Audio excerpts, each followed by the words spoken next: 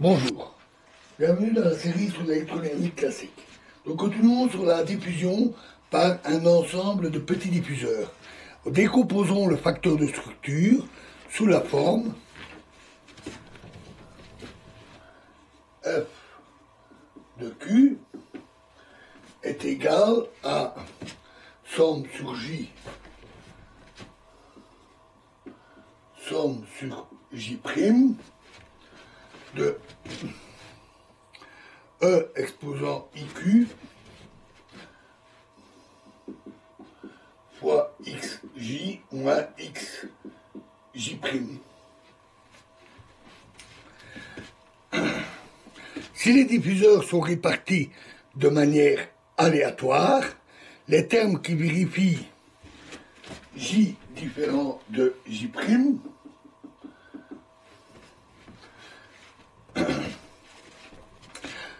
donnent une contribution négligeable. Seules les contributions vérifiant J égale J prime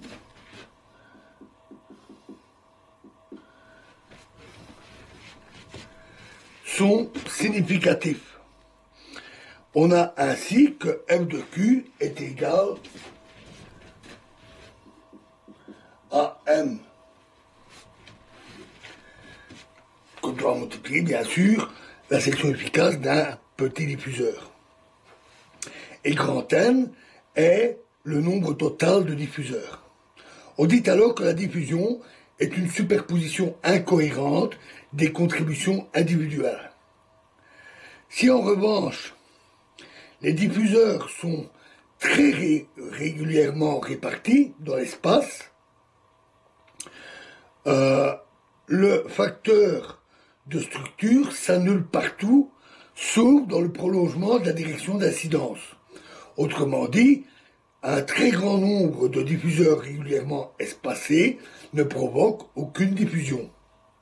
C'est le cas par exemple des monocristaux de solides transparents tels que le sel gemme ou le quartz. Le peu de diffusion qui survient est dû aux imperfections du réseau, vibrations thermiques, impuretés, défauts cristallins de différentes natures. On en a une vérification explicite qui montre en plus les limites des remarques précédentes sur les conditions qui nous ont permis d'écrire ces relations. Relations précédentes qui sont seulement valides dans le cas des grandes longueurs d'onde. Et c'est un exemple à travers le simple réseau cubique de centres diffuseurs. Le facteur de structure s'écrit alors F de Q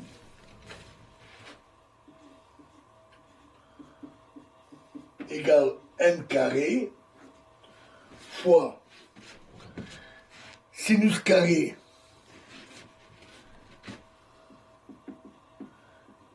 N1 Q1A demi divisé par N1 carré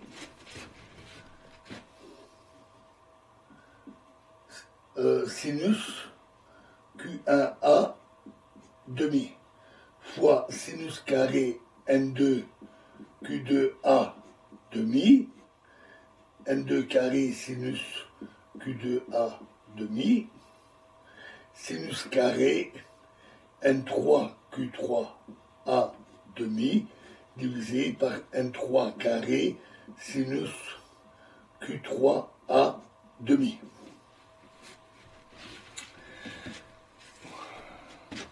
Où A est le pas du réseau, N1, N2, N3, le nombre de sites du réseau dans les trois directions spatiales, avec bien sûr N égale N1 fois N2 fois N3,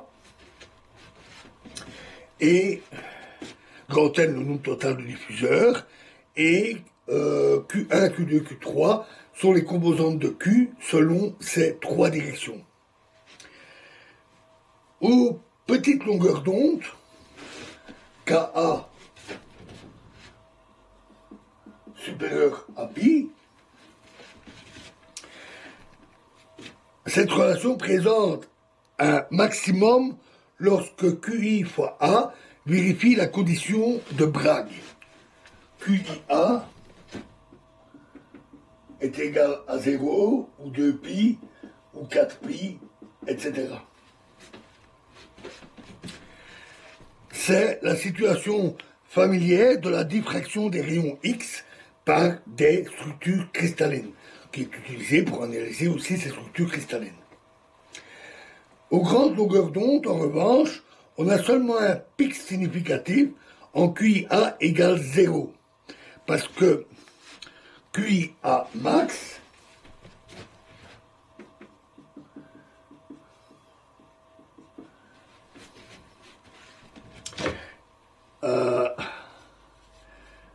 est égal à 2Ka, qui est très petit par rapport à 1.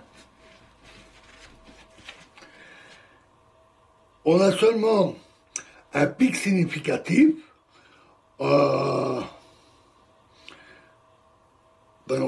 cette limite, et à cette limite, f de q est le produit de facteurs de la forme sinus carré, sinus xi sur xi au carré, avec QI égale xi égale QI NI à demi. La diffusion est ainsi confinée dans la région QI inférieur ou égal environ à 2π sur NIA.